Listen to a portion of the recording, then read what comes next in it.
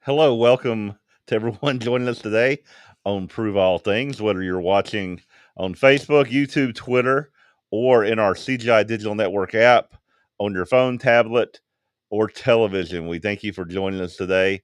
I'm joined with co-host Mike James, who is standing by in sunny California. Hey It looks Jeff, like I'm you're on vacation. yeah, I'm out in my backyard actually Yeah. because they're working on the electricity here, and they told us, they sent a notice that they were going to shut off the electricity possibly for 5 hours today. Mm. Again, we have issues with energy out here in California now due to the extreme drought we've been in for 3 years. So they're trying to get ahead of things and working on the electrical grid to make sure we don't have any blackouts this summer. So electricity's off, so Wi-Fi is working. I'm out in the backyard in order to get a little light on the situation here. So good to be with you, but things are a little different today. Yeah. Yeah, Bill Lucenhigh says, Mike, stay away from our water. None for you from Montana. It's just Okay. odd. Yeah, we have droughts out there, but there's parts of the country that are flooding now and getting quite a bit of rain and precipitation. It's just in the wrong spots, I guess. Yeah, definitely, Jeff. I'm going to be heading out to Cleveland, Ohio this weekend. I'm going to do some new Armor of God shows, some new YouTube videos, and I'm going to do a web chat with Bill. And then I'll also be speaking to the Medina group this Sabbath. Oh, that sounds great. Sounds exciting. So look forward Yeah. to any kind of preview for us of what programs you're preparing or topics that you'll be working on. Yeah, I'm going to do one of the YouTube videos is going to be on prayer and God's will, the connection between the two. One of the Armor of God programs is going to be on cults, what to watch out for, what to be wary of. We're going to get into the Black Hebrew Israelites. We're going to get a little bit into Hebrew Roots movement. So we'll be covering all those topics, and then the web chat that me and Bill are going to do will relate to prophecy in a general sense. Okay, sounds good. I know a lot of people are interested in prophecy, and a lot of folks definitely with what's going on around the country. People are always looking and seeing stuff in there. So speaking of around the country, we have one of our regular guests who's been on here. I'm gonna have to ask him how many times does this make, Skip? I think this will be number 9. Number 9. So he's a regular to the program, and Skip one of might our. have the record. Skip might have the record for guest hosting, I think. I think he does. I can't think of anyone else who's been on You all are as much. obviously not reading the complaint letters then. Yeah. By the way, Mike, it's 100 degrees here. If they shut off our power for 8 hours, we would storm the electric company. Yeah. We're more laid back here in California, Skip.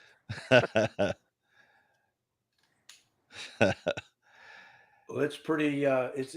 I mean, without air conditioning, you know. And one of these days, guess what, guys? We won't have any air conditioning or food or anything else.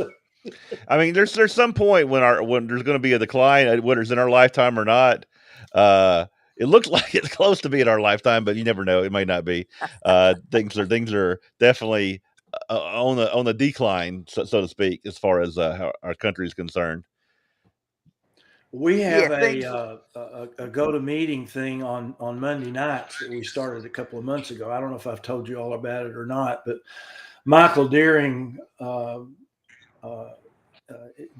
MCs it, and he talks about the news of the day and what's going on. I mean, it's purely a political, non-church It's just Michael, and there's about 20 or 25 of us on there. And I tell you what, it's just downright scary. It really is. Anyway, that's yeah. But I believe as a Christian, all that's out there. If you're a Christian, you have hope, you have joy. The world's going to do what the world's going to do. We just got to keep in Christ. Yeah, we've read the end of the book. Yeah, we know Yeah, we know what happens.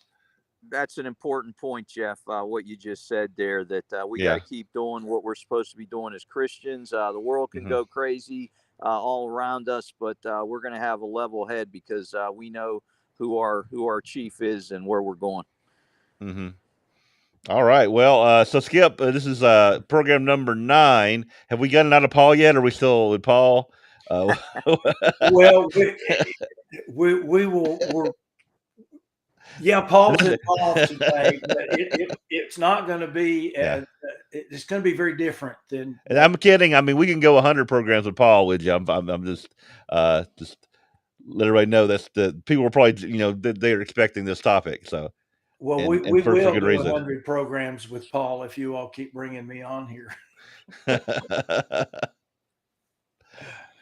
Yeah, I love. Of course, as you all both know, I don't give sermons. I do Bible studies, and I enjoy Bible studies, and I enjoy going verse by verse down a chapter at a time. And today is going to be a little bit different. And as a matter of fact, I've told Jeff I'm giving him a hard job today because this is very slide centric, and I don't know if that's a word or not, but that means it's a word now, I guess. It is a word.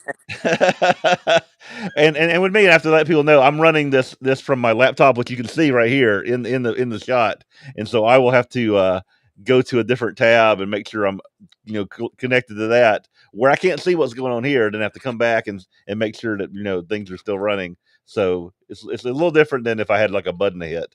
But I'm gonna do my best to keep up today. That's my goal. I talked to Mike the other day, and I said, "How can I make Jeff's job harder?" And this is what we came up with. Yeah. Not really. But I think we're blessed. We're blessed to be able to do this program from 3 different parts of the country, share a slideshow, and take communications from Facebook and YouTube. I mean, that's amazing that we can even be able to do that now. Yeah. They can even shut the electricity off out here, and we can still do the show. Yeah, that's amazing. They're not going to stop us in California. Well, today is not going to be as much of a Bible study as what we've done in the past. Today, I want to show you all or everyone that hadn't already seen it, because I've done this a few times. What Paul and his companions had to walk through, had to go through the geography and the terrain and so on, because it's not quite like what I thought when I first studied and went through what we're going to talk about. And we're going to end up at the city of Ephesus, and we're going to take a tour of the city based on what archaeologists have discovered and so on. We're at their mercy, so anyway, I'm ready whenever you are, Jeff. All right, there's a slide. There you go. Okay, so some of you all have probably seen this, so you can go ahead and turn it off. But this is the Syrian desert, as it says, and this is kind of what I had in mind that Paul was going to be walking through on his missionary journey. So next slide shows the third journey, the map that Paul and we're going to be talking about. Over on the right hand side, up is Antioch. I'm sorry, down just a hair. Anyway, you can see Antioch, and Paul takes a trip straight across Asia Minor, and it's almost like, okay, I'm going to Ephesus. I'm not going anywhere else. Of course, he does stop at some other places, but he goes straight to Ephesus. So the next slide will show you the terrain that Paul walked through. And as you can see, it's just a little bit mountainous. And by the way, if you can see over on the right side where it says Armenia, right below that it says Ararat, and that might ring a bell because that's where most of us believe the ark is in there somewhere. And it's very mountainous. You can see the snow, so you can see that the elevation is much higher there.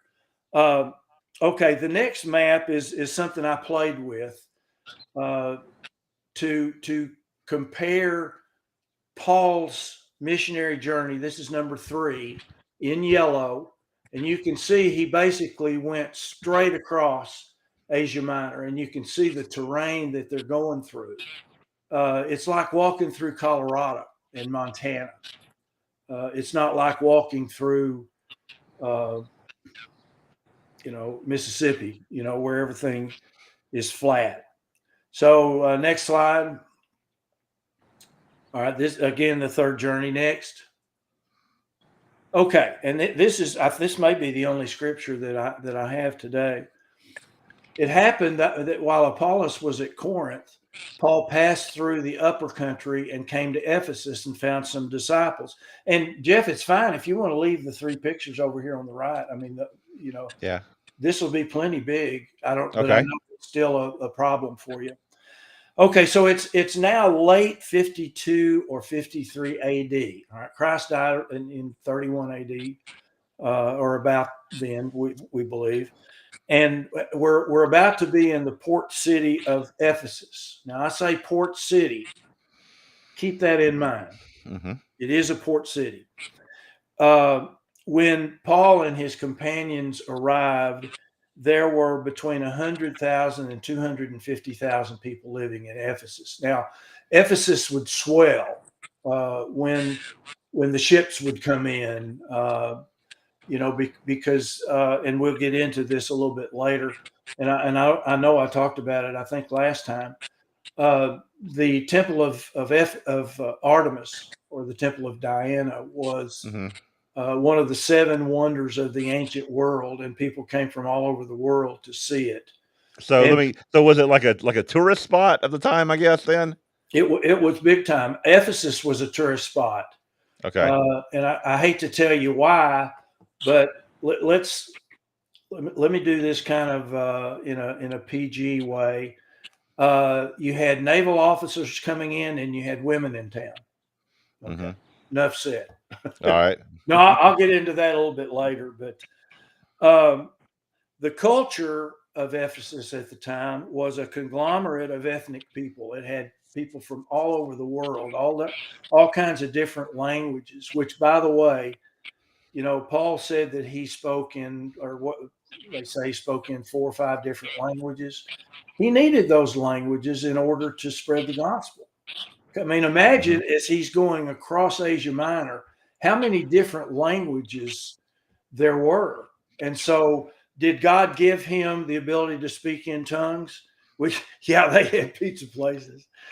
So Paul was able to speak to just about anyone, but there were more Gentiles in Ephesus than there were Jews, and it was ruled by Rome. So you had all of this going on at the same time. Ephesus was known as the marketplace of Asia. It was where you went. They didn't have online shopping then, but if you wanted to take your spouse or go on a vacation, Ephesus was the spot. Sometimes it's called the treasure house of Asia. All right. So hey, Skip. Yeah, Mike. Skip. That phrase "upper country." What exactly does that mean there? What's that mean? The King James Version says he went by the coasts. If you'll back up a couple of slides to the map, Jeff, please. There. You can see he went straight across the middle, and they called that the upper country. because of mountains, or what? Why was it called upper country? as opposed to the coast. Okay. Okay, got it. So Okay, higher elevation then. Higher elevation. okay. Yeah, but I think it was just their way of saying he didn't go by ship, and he didn't go Okay. by way of the coast. Okay, got Gotcha. it. That makes Okay. sense. All right. Thanks. Come on back down where we were, please. Okay. This is a dark drawing, if you will, of the city of Ephesus based on what the archaeologists have found. And it was a gorgeous, gorgeous city. As a matter of fact, I think the next slide is a drawing of the city and shows you how Wow. beautiful it was. Look at that. Mm-hmm. And they were on the coast.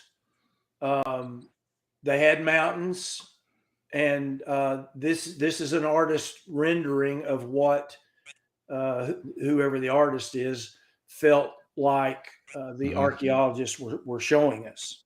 Okay. So let me get this. About 250,000 in population, but with tourists and traders and shoppers or all that, it could be maybe double that population, or Yeah. okay. Were there certain times of the year when the population would swell? Were there festivals or something at certain times of the year, Skip? Well, they didn't have a Feast of Tabernacles. No, I'm kidding. I don't know, Bill. I mean, Mike. There That's were okay. there were festivals, certainly to Diana, to Artemis. They would come in, but they would really swell when the ships came in with all of the sailors and everything, because it was a, like I say, it was a port city. Now, I've said that 3 or 4 times. There's a reason why I'm saying it was a port city. We'll talk about that a little bit. A little bit later. Okay, go to the next slide. I think it's the city again. Yeah. Okay, so what we're going to do, we're going to take a little tour of Ephesus, and we're going to start on the right side. Let's see. Okay, you see on the right side, you see the little building that's off to the right that's not really connected. Those are called the various baths. Now, Ephesus was a lot like Hot Springs, Arkansas, in that there were several hot baths, spas in the city. This was a very modern city. They had hot and cold running water in certain areas, and we'll get into some of those. The next picture is the remains of those various baths. That's all that's left. But it was just on the outskirts of Ephesus. So now the next one is another. We're coming back to the city. What I'm trying to do is show the city and then show something and then go back. The round dome there on the right side is called the Odeon. Yeah, the Odeon Theater.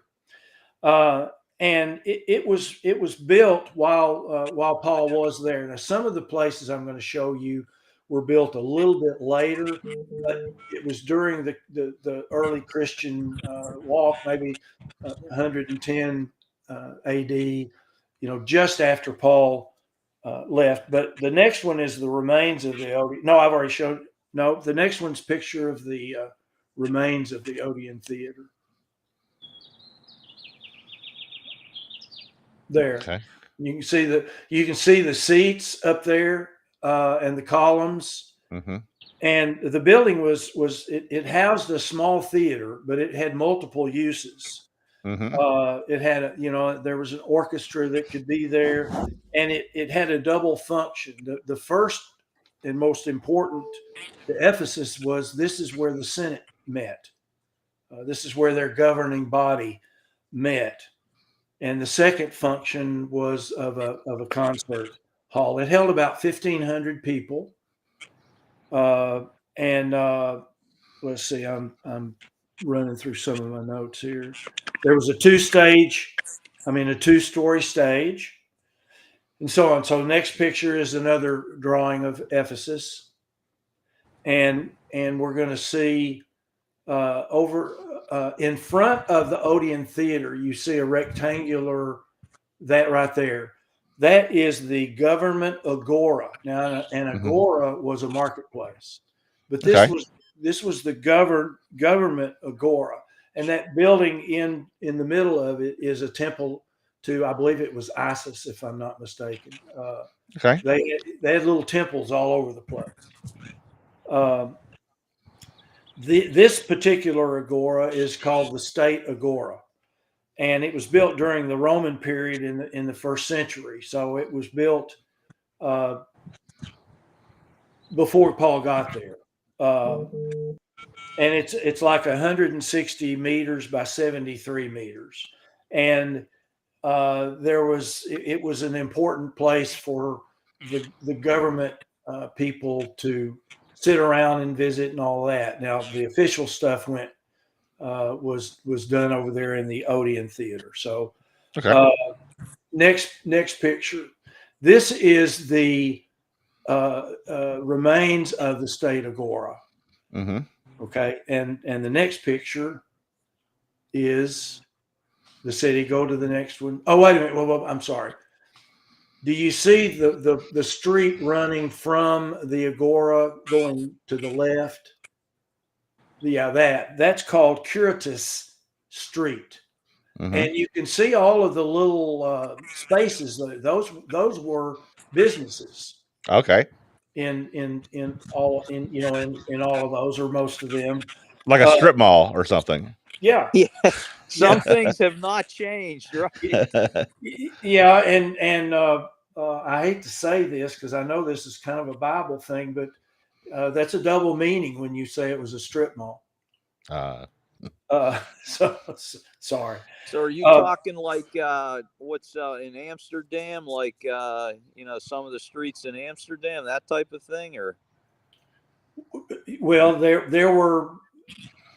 I haven't been to Amsterdam, so I'm not sure exactly what you're talking about. You're talking about houses of ill repute, or you're talking about businesses? Yeah, houses of ill repute where Yeah. there's a woman standing in the window basically, and you walk by, and you can decide which one you want to go into. There were a lot of places in Ephesus where you could go in. And we'll talk about a few of those. This Curitas Street connected the Gate of Hercules, which is over here to the right, going into the Agora, and it connected it with the Library of Celsus, which is, we'll get to that in a minute, but it's to the far left of the street. And if you'll go to the next slide, you'll see this street was made of marble. Oh, wow. And there's another street that's actually called So marble. so this is the street with all the little booths along it that they would have. Yeah, Businesses. you can see some of them, see the columns and things. Mm-hmm. And of course there were statues of famous people, statues of their pagan, of their idols, and so on along this street. And you can see down at the very end, you see a 2-story building. That is the Library of Celsus, which was a very beautiful building, and it was second only to the library in Alexandria, as I understand it.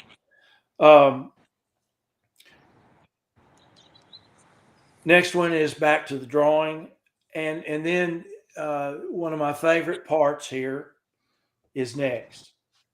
They had public latrines, and you didn't have a lot of privacy here. Yeah, as you can see.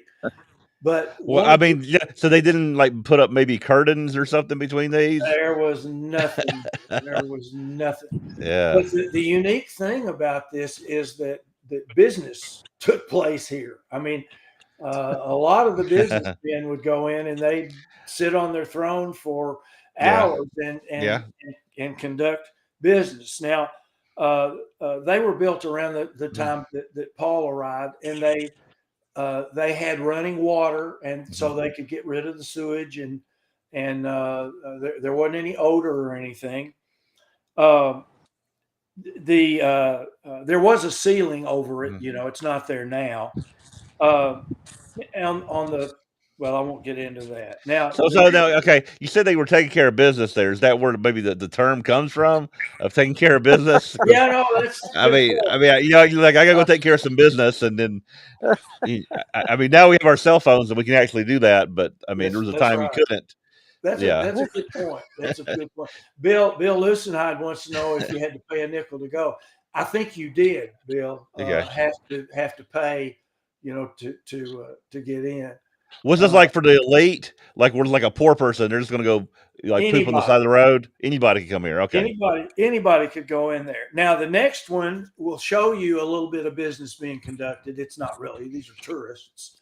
Okay. But the next slide. Oh, I'm sorry. This is a close up. Yeah. Of what it looked like. The next one shows you how still like still the same like head design for sitting on there. It's just has not changed much. No, except we got porcelain. No, Okay. No. There you go. There you Yeah. go. They could be conducting business in there. But you know what? I see ones that are closer. Like you could be really close to somebody doing that. Like Well, that's I mean, true. it's too close. Well, maybe they were small. That's true. Hey, we have gotten a little better with that type of thing today, I'll say. Yeah. Yes. Yeah, we have. Yeah, that's my worst nightmare. Like I have dreams and nightmares about restrooms that are all open, and I can't find a place to go. That's my worst nightmare. Don't go to Europe. Yeah. Hey, Jeff, are you old enough to remember when public restrooms you had to put like a nickel in there to open it up to get inside of it? I do remember that. Yeah. Yeah. Okay. All right. Bill Lucenhide does. He asked Yeah. if he had to put a nickel to go. Okay, now the rich people had to have a special place to live, right? I mean they couldn't live out in the middle of all the poor people. So the next one's probably that, and then the next one is called the Palaces on the Slope, and that's where the rich people. If you look, those columns are marble. I mean, these were not cheap dwellings. Yes. Wow. And they had go to the next slide. Yeah, look at what was put on the sides. Those were not painted. Those were put together with little tiny bricks and things. And then look at the floor. So those are like mosaics, I guess. Mosaic, yeah, that's Okay, what all right. I'm looking for. Thank you. And this is where the rich people lived, called it the houses on the slope. Now they face out toward Curitas Street. It's about halfway down Curitas Street. Next time we see a picture of the city, I'll show you where they are. And they were inhabited by what they call the most qualified people. The qualified, and we're the four of us would not be. I mean, the three of us would not be qualified. We wouldn't have enough money. But this is where the rich people lived. Each house had a door which opened onto Curitas Street, and then another door so you could escape if there was a fire or somebody's trying to rob you or whatever. Most of these were 3 stories tall. Wow. Yeah. And the courtyards in the center measured 25 to 50 meters, 25 by 50 meters. I mean, they were there was a lot of room to party in these places. It's big. They were heated by a system similar to the one used in spas. They'd run hot water through pipes, and that's how they were heated. And the inside walls had fresco. They call them frescoes, depicting mythological subjects. If you look, you can see in some of them some God-looking human and also God-looking little g God looking. And you can see over here on the left side the second story. So, Skip, I think you're hitting on something there with the various statues, the various temples, and uh, inside the house, even these pictures of their gods. That these were a very religious people. Again, not the type of religion we want to get involved in, but could you say that these were very religious people? Absolutely. Paul spent 3 years Hmm. here trying, Hmm. working to get these people to leave their little g gods, little e Hmm. Elohims, and to become Christians, walk in And, the and way. So, yeah, and as we talked about earlier, like religion was a big part of commerce, because I imagine like to make those mosaics, the contractors were making pretty good money building these places for these rich folks. yeah. And if you remember last time I was here, I do 3 Bible studies a week, so I think it was when I was here, is when Paul got in trouble with the silversmiths in Ephesus, Hmm. Demetrius, and they wanted to take him and have him tried in the great Hmm. Colosseum. And I mean, I think we went through those scriptures Hmm. Right, last right. time. We're going to see those places this time, which is Right. why I thought this Interesting. would be the proper time to do this particular study. I think when reading those scriptures and now seeing the pictures is really kind of, at least for me, helps me understand this culture and what he was dealing with, just seeing what they have on their walls and what they lived in. Yeah, yeah, that's interesting when you think of like what people may be putting on their walls today, Mhm. it's pictures of technology or superheroes or things of that nature, like how different, society is today and what's really important to us. Yeah, yeah. But I thought, after we went through the actual scriptures last week about Ephesus, now here we are. We're kind of taking a tour of uh, Mhm. of the city. So that was the houses on the slopes. Now the next, go to the next one, and then go to the next one. This is the Celsus Library down here at the end of Curitas Street, the 2-story building Mhm. down there, and you can see one, two, three, four, five, six coves, if you will, on the Mhm. second story. And Yes. if you look real hard, and I'll show you a close up in a minute, you can see that some of their gods were the statues of their gods were in there. Ephesus was a very religious town, like you said, and it was the wrong kind of religion, and so you can see why Paul spent 3 years. They had 100,000 people to 250,000 people. All right, the next one shows the I think it shows the 2 stories. Yeah, that's Right. a little closer, Mhm. and you can see on the bottom a little bit better of the gods and Mhm. goddesses and that were here. This was the burial place of the man that it was named after, Gaius Julius Celsus Paul Manus. Okay. Wow. That sounds like 2 people, doesn't it? Paul Manus. A question about the library. Like, was it a library the way we consider a library, where you can go, like, look at the different? I guess they would have scrolls and check out stuff, or what kind of what kind of library was this? It was a library with books. I think I may have the number down here somewhere. 9,500 to 12,000 scrolls Okay. were in here. Okay. Um, And what do we have any understanding of what was on these scrolls? I mean, was some of it related to religion, some of it to, commerce, history? Do you know anything about that, Skip? no, but I do know that Celsus himself loved reading, and so a lot of this may have been collection of I'll call them books, scrolls that Hmm. he liked to read himself. Okay. But just logic tells you that it had every kind of book you can imagine, except the Bible.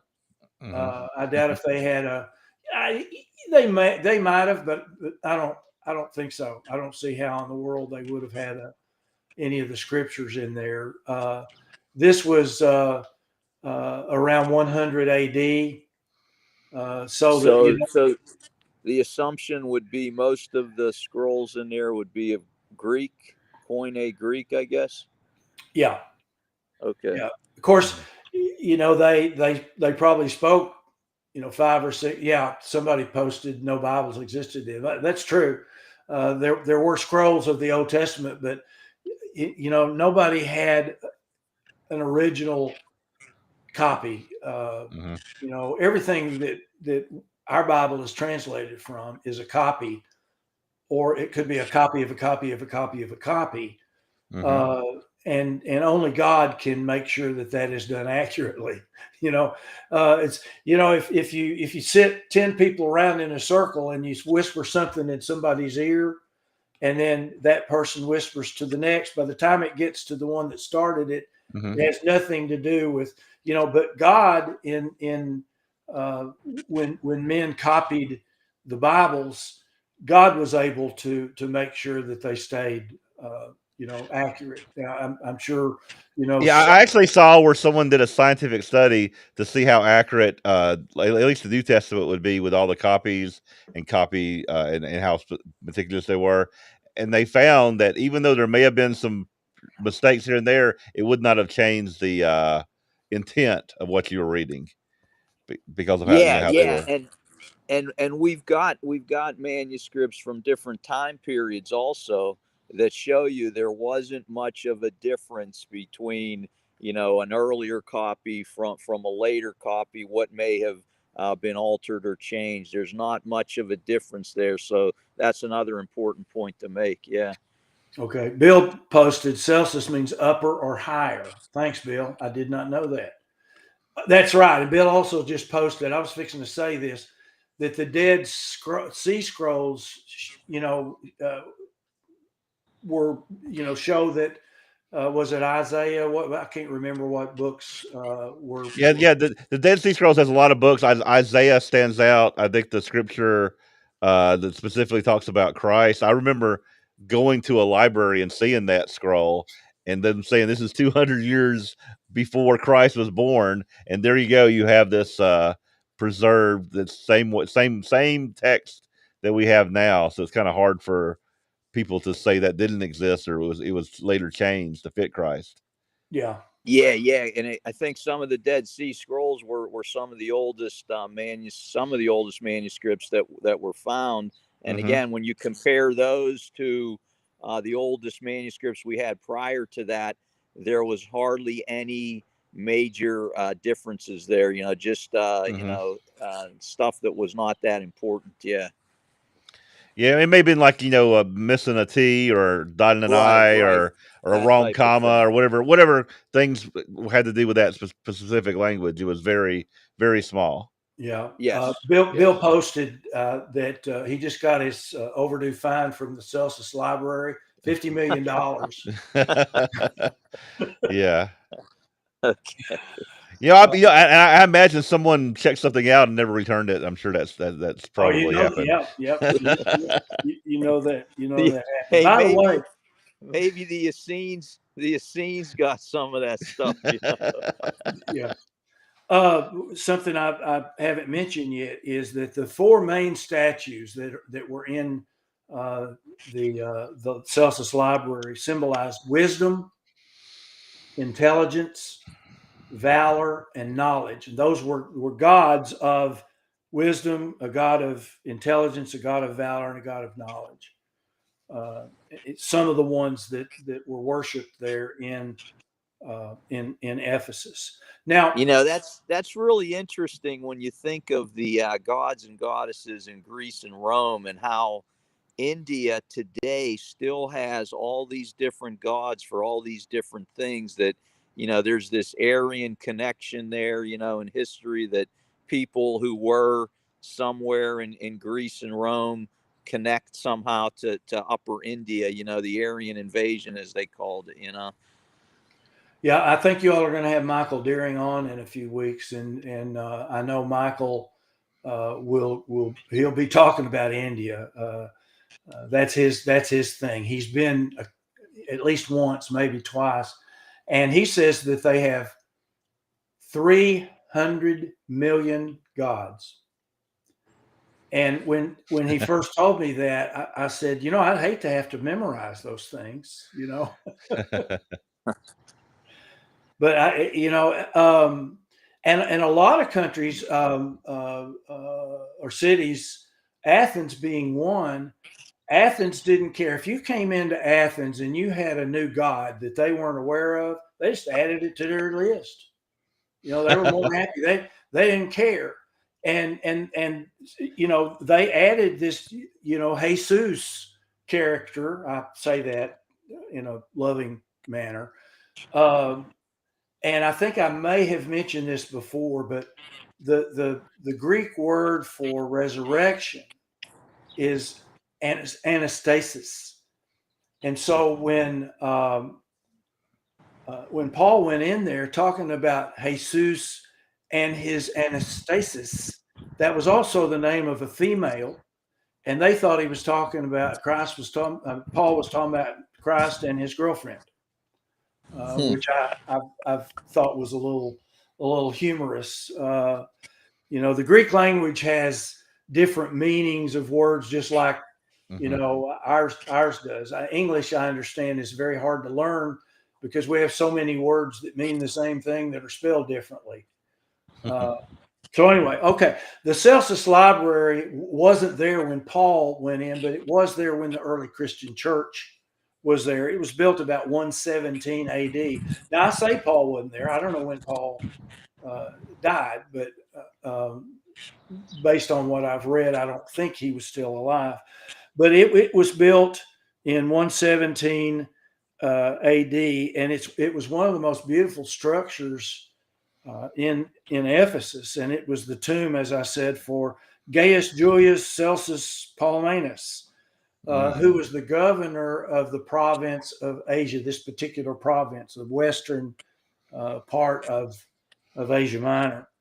And his grave is in the floor of this, underneath the concrete that they poured. And across the entrance, there was a statue of Athena. She was the goddess of wisdom. I told you it was wisdom, intelligence, valor, and knowledge. I'm not sure who the other gods and goddesses were, but Athena was the goddess of wisdom. So, okay, most of those gods weren't worshipped like we think of worship. They're representations of a natural phenomenon described as characters for the sake of this. Well, maybe that's right. I don't know. The facade of the library has 2 stories with what they call Corinthian columns. Those columns, marble.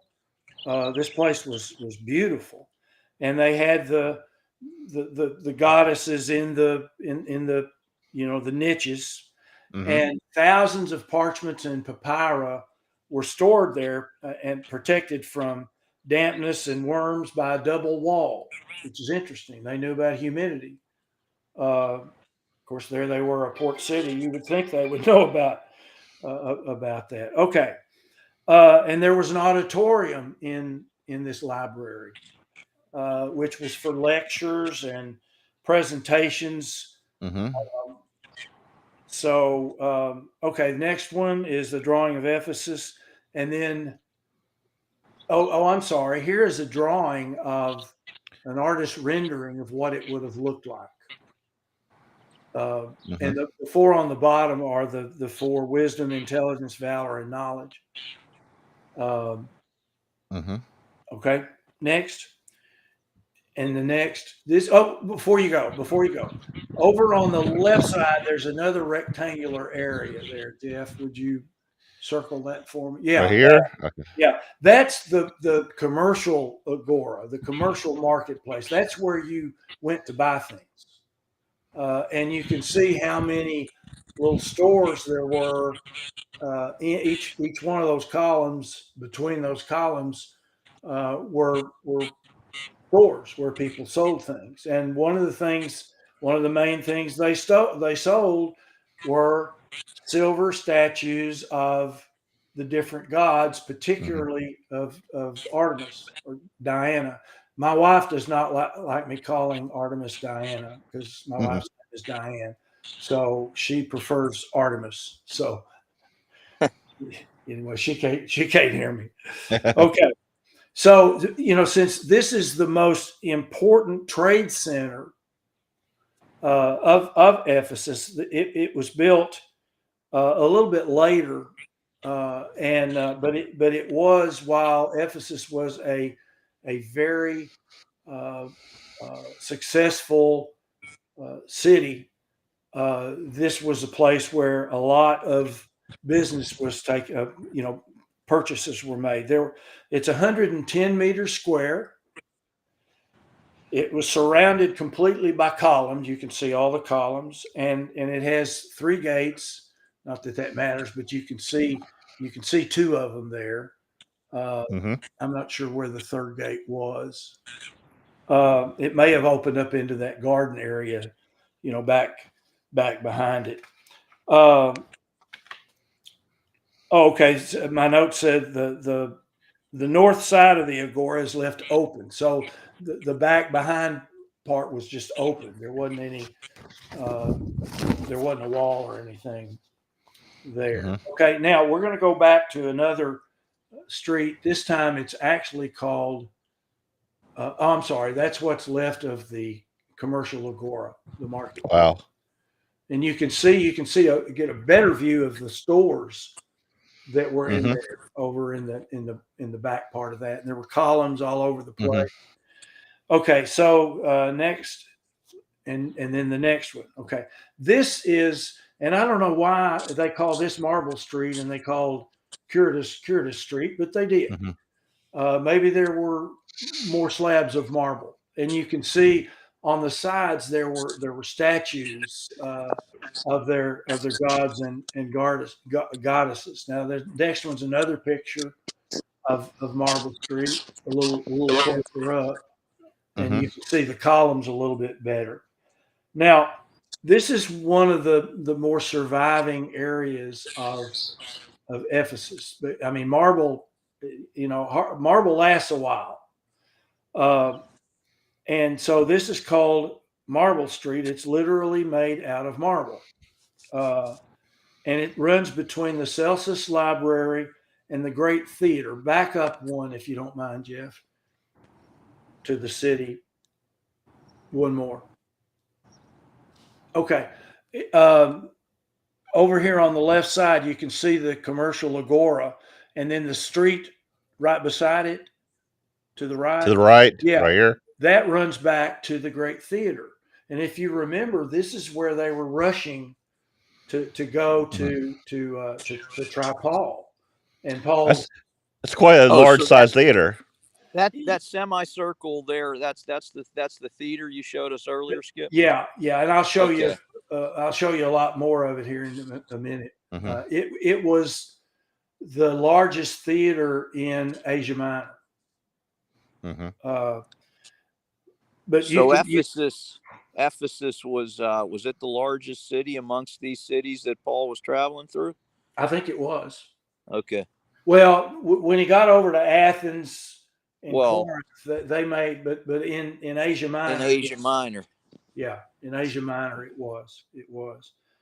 So you can see in this picture that it runs from the Celsus Library, which is at the end of Curtis Street, and it runs over to the theater, and then you can see the road turn left. We'll talk about that in a minute. That goes down to the port, to the ocean, to the Aegean Sea, and we'll talk about that in a minute. Mhm. So there were businesses along the street, and occasionally there would be an advertisement. And what some of the commentaries say is that I'm about to show you the Mhm. oldest ad that's ever been found. Okay, great. Okay. All right. So go to, it's a couple of slides down probably, but there. All right. Okay. You have a foot. Mm-hmm. It's a left foot. Yes. Okay. And their You middle have, toe is longer, and that's only a few people like that. Okay. that's right. That's right. Yeah, you can get on the internet and find out why one toe is longer than the other. Then you see to the right of the foot, you see a woman's head. I asked Diane if she wanted to do her hair like that, and she wasn't real up on that. But anyway, over to the left, you see all those little specks? Right there. That's Okay. money. That's money. Oh. So what this ad says, if you will go up and turn left foot, and Okay. offer some money, there's a woman there for you. So this is the oldest ad for a brothel that they've ever found. Mm. Wow. That's what the architects say that this is, and I'm not going to argue with them. Okay. I would have never guessed that. Oh, wait a minute, and there's a heart in there somewhere. It says if you let's see, it's a heart and a cross, a woman's head, a foot, and cash.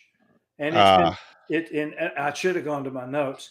It's been translated as turn left at the crossroads where you can buy a woman's love.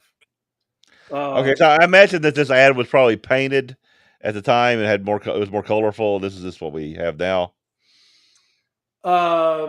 It might have been, but this Okay. was actually chiseled into the marble. Oh, it was. Okay. Yeah, this was chiseled into the marble. So it may have been dressed up a little bit, but now, and we'll talk about the Temple of Artemis in a minute, but there were 1,000 prostitutes connected with the Temple of Artemis. And then in the town, there were 5 or 6 brothels. And a lot of the brothels were down close to the Aegean Sea, where when the sailors came in, anyway, I won't get into all of that. So skip the temple prostitution was distinct from the brothels near the ships. There was no religious connotation to the brothels, or was there? Well, there wasn't, except that probably some of the prostitutes from the temple would go Mm-hmm. down there. And I hate to, this is going to sound terrible, but they were able to spread the gospel of Artemis that way. Because that's a different way to spread the gospel. Yeah. Yeah. Well, Paul ran into that, when he oldest ad for the oldest profession. Yeah, that's right, Gary. The first place Paul went was to Galatia, and he ran into these temples. I don't mean he ran into the temples, but he saw the temples and saw what was going on. And this is my conjecture. It's not, I don't know that it's any church's or the Church God International's position, but here's my position. The Judaizers came in and they said, you have to be circumcised in order to be saved. And, Paul and Barnabas and them were there when that happened. And Paul saw that what was happening was that everybody was going, particularly the males, were going up to the temple. And in the temple, they could have sex with a temple prostitute. They could eat meat sacrificed to an idol. They could drink drinks with blood in them, and so on. And I contend that this is why, when they went back to Jerusalem for the meeting they had in Jerusalem, it's very subtle. But if you read that chapter, it says that Paul and Barnabas were the chief speakers. Why were they the chief speakers? Because they had just come from the area where this was happening. And so Interesting. That's an interesting point that you're making there, Skip. Mm-hmm. Because when you think of where Paul was going and on these various trips and what was the religious activity out there, that really makes some sense. I wonder if some scholars have really looked into that, thought about that, like you're putting it. Mm-hmm. I don't think a scholar would ever think of anything the way I think of it. But yeah, and I think that's why they came up with those four things for the Gentiles not to do, because that's what Paul was saying. Hey, this is what's happening. We got to stop this. No, We got you're that really clicks for me because we're seeing how important these pagan religions were within the societies at that time. It seems like everybody was involved with these religions, Mm-hmm. unlike today where, various populations you got them into all kinds of different things other than religion.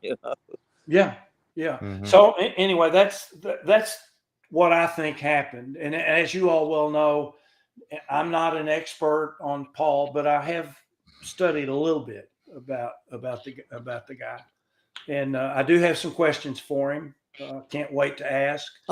My first question is going to be, hey, Paul, what did those women do in Corinth? I got to know. Mm-hmm.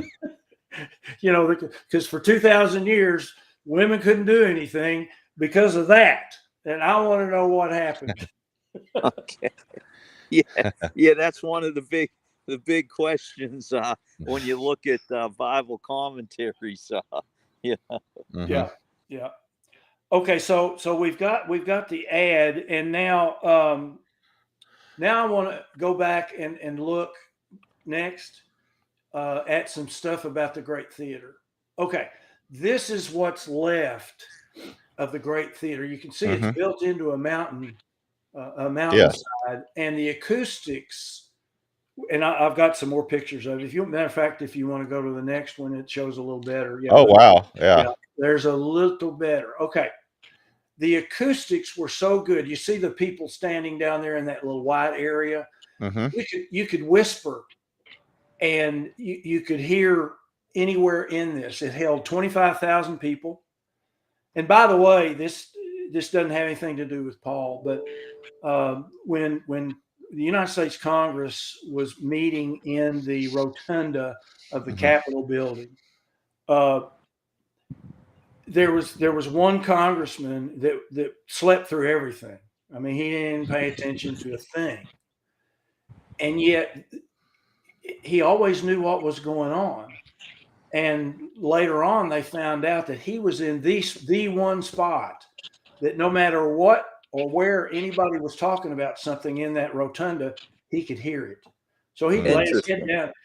Lay his head down on his desk, and he could hear what the other side was saying or hear what his side was saying. But anyway, and it's kind of the same way here. The acoustics were so good I mean, imagine 25,000 people in there, and they could hear what was going on. Now, the next picture, I think, may be a drawing of. No, this is another one. This is taken of that stage area. Of course, it's not 3-story anymore, and you can see the entrance. They would dress up, put whatever they were going to wear for the play, and then they would come out. And I think the next picture may be the drawing of. Yeah. Okay. Yes. Yeah, that'll give you a pretty good idea of what it looks like, and then you can see Ephesus drawn into the background. I mean, this was a magnificent city, and this was a magnificent. Can you imagine how long it took to build this? And I don't have that in my notes, so I don't know. I do know that it held 25,000 people. And let's see. The seats were blocks of marbles. Marbles. Right. They didn't play marbles. And then you can see the stage building. I mean, this was an amazing structure. Mm-hmm. Okay.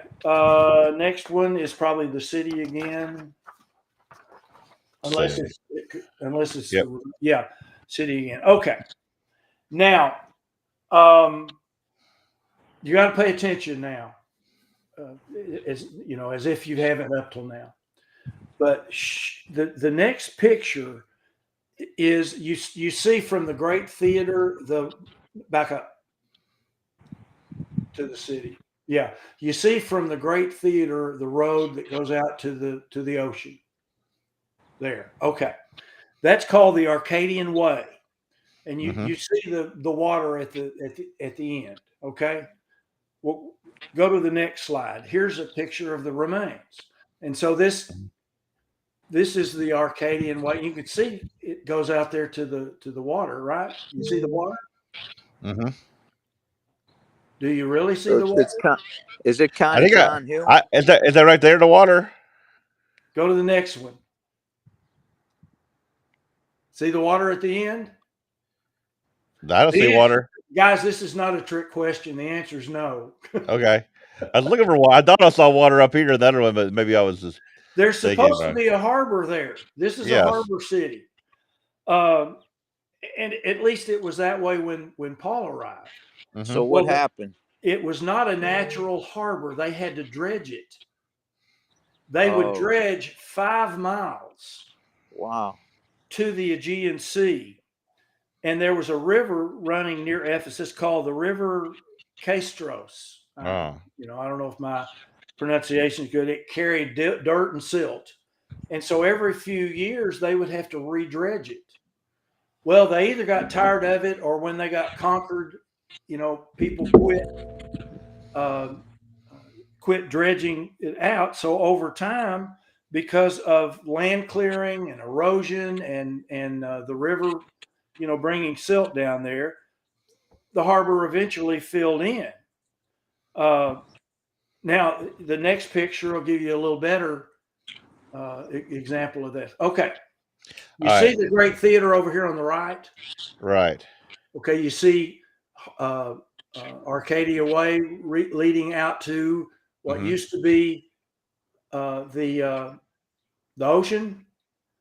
It's all filled in. It's farmland now. Wow. Now, the next picture shows you. Well, there's an arrow that shows where the ancient channel was. It's not there anymore. Of course, nobody lives in Ephesus anymore. There's no reason for it to happen. Now, the next one will show you where the Aegean Sea is now. Now, you see over on the right where the question marks are, there was supposed to be a harbor there, but it's 5 miles away.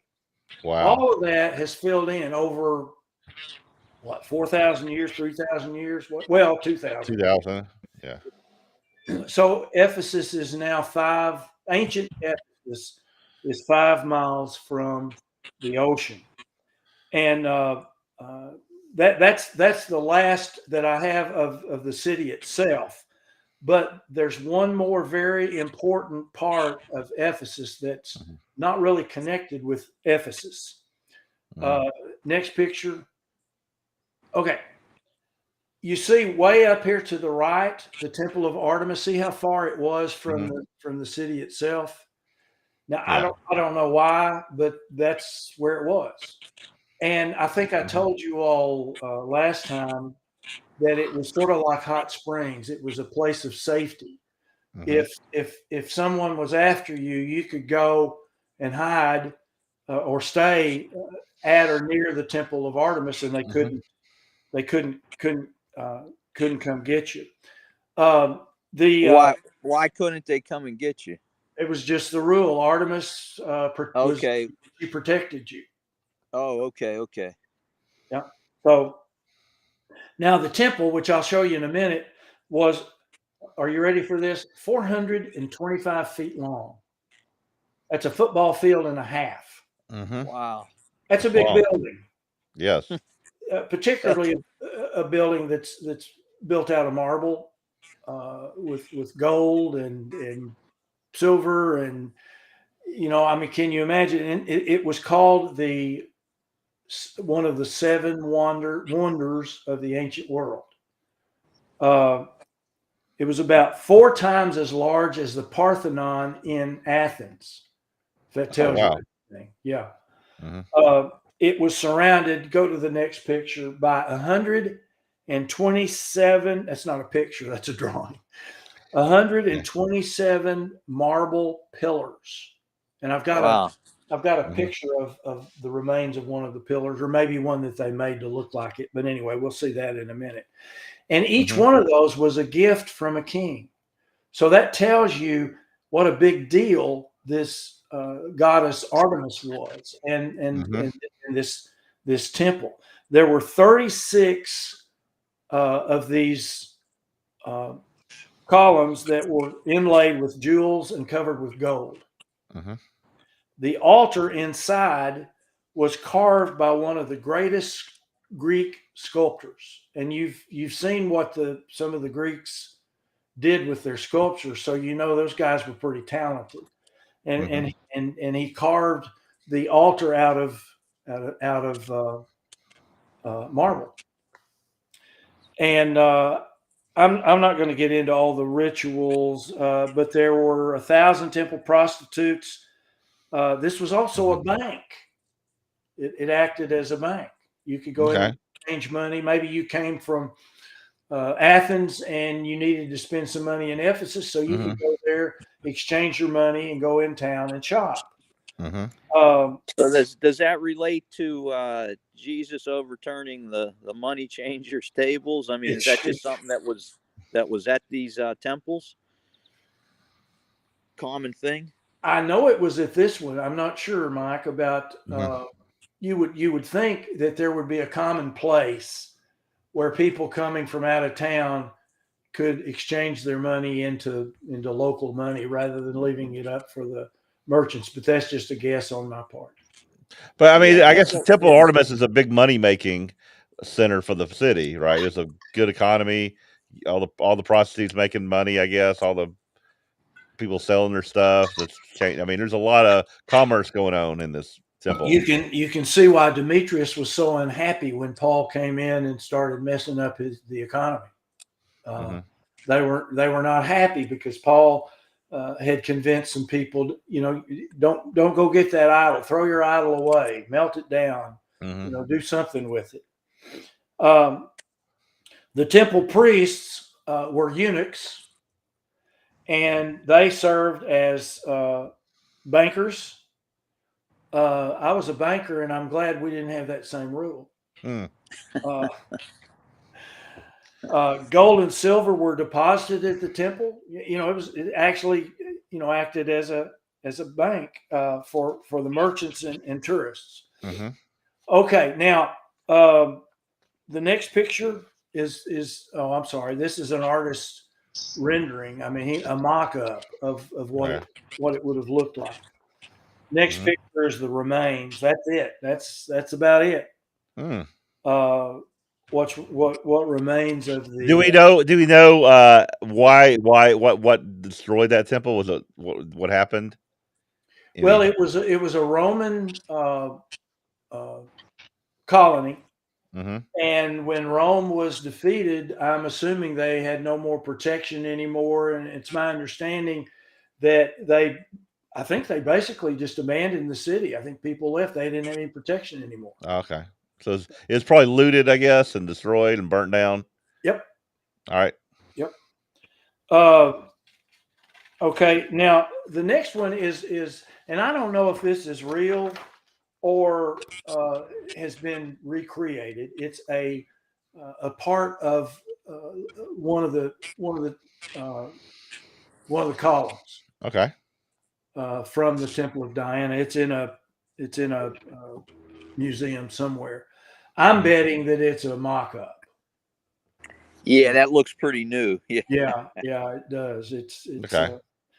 Now, Charles Gross told me not to do the next part that I'm about to do. Okay. No, jokingly, I showed him the picture of or a drawing of what Artemis looked like. It's in the next slide, and it's Okay. All right. kind of weird looking. All right. Ready? Yep. Whoa. Yeah. Scholars argue about what those round things are Right there. on her chest. Some say they're breasts. Okay. Others say that they're bull testicles for all of the bulls that were sacrificed to her. Nobody knows. They just argue about it all the time. Are those bulls right there? Are those bulls right there? Those are bulls. Those are bulls. Okay. And Yep. all right. And on her head, and you can't see it very well, but on her head is a mock-up of her own temple, where she doesn't exist, but where, well, I'm going to go ahead and say it that way, where she was the protector of her own temple, although she didn't exist. I mean, Yeah. So, Skip, the name Artemis, is that a Roman name or is Diana a Greek name?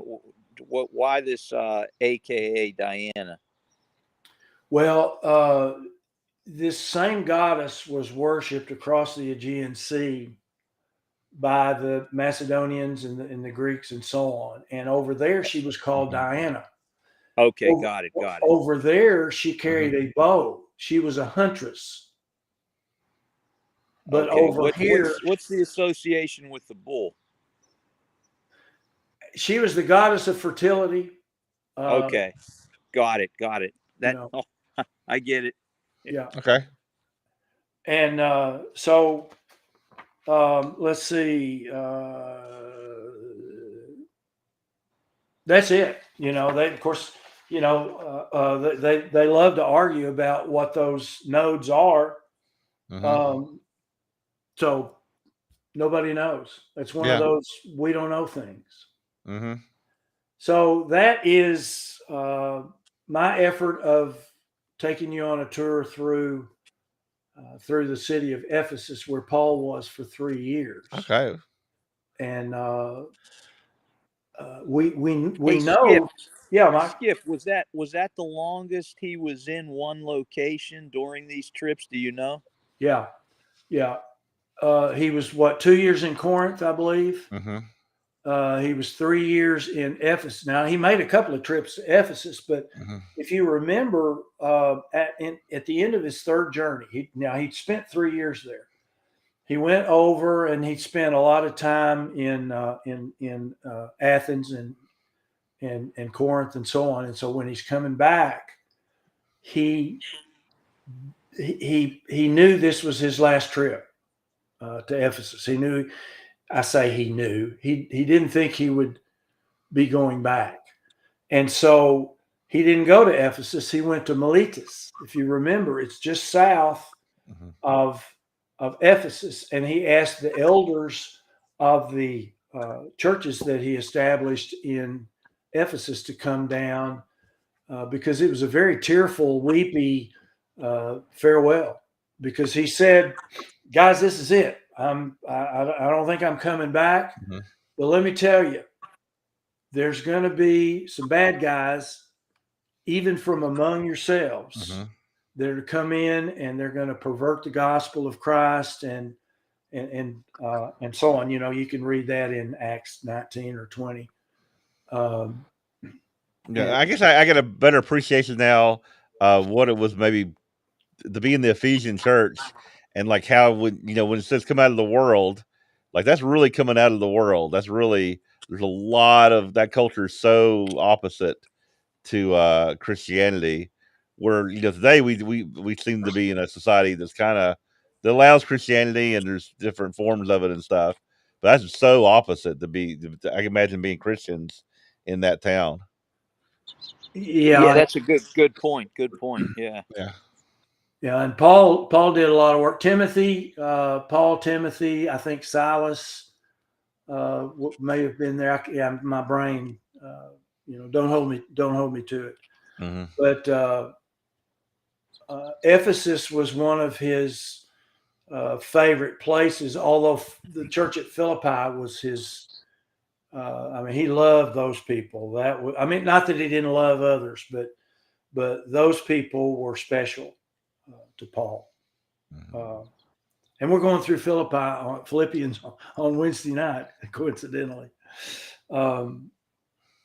Yeah, I think what I do, or what I've done twice now, is we go through Acts, and then we go through all of Paul's epistles, and then I start over because everybody else is by now tired of me. So I get a new group. That's the way to do it. So well, thanks, Skip. This was very interesting. Yeah, there was one big bomb you dropped there with Acts 15, and what the reasoning for that. It makes a lot of sense. That was very interesting. I've thought that for a long time, but I'm Mike, as you know, I can get myself in trouble pretty quick and easy. So sometimes I watch what I say. Those four things though, those are really offensive things that they were doing that Christians should not do. I mean, you gotta. So if you're gonna be a Christian, you got to start with this, right? You can't go to these temple prostitutes and do all this stuff. Yeah, the next part of that, they gave them the four things. And so, so many Christians believe that was it. That's all God. That's they could commit adultery, they could murder people, they could steal, because he only told them not to do these four things, right? I mean, sometimes we say some things that if we stand back and look at ourselves and go, that's one of the dumbest things I ever said. Yeah, context is really important, and when you get yourself back to the first century, I think you've filled in a lot of the gaps here with this information. Yeah. Thanks. So yeah, I do thank you for joining us today. We have gone past our normal hour 15, but we're still recording. We're still going. We're good. But I do thank you for being a part of this today, because I feel like I learned a lot just looking at the pictures and the explanations. Is really helps to understand the culture in ways maybe we never thought of before. Yeah, I appreciate it. Sometimes you got to get into the details, and then all of a sudden you have an insight like I think we had a couple today. So thanks, Skip. Well, good. Thank you all. All right. Well, we'll say goodbye to everybody till next week. Who do we have next week? You know what? I don't have my calendar available. I think we may have Bill Lucenhide. So he's been that's right. He's been very, very active today in the chat. So we'll definitely have a fun one with Bill. Yeah, well, I'm going to be giving Bill a hard time the whole time he's speaking. So yeah, I should have electricity then. Okay. Thanks, Hopefully things aren't that dire in California.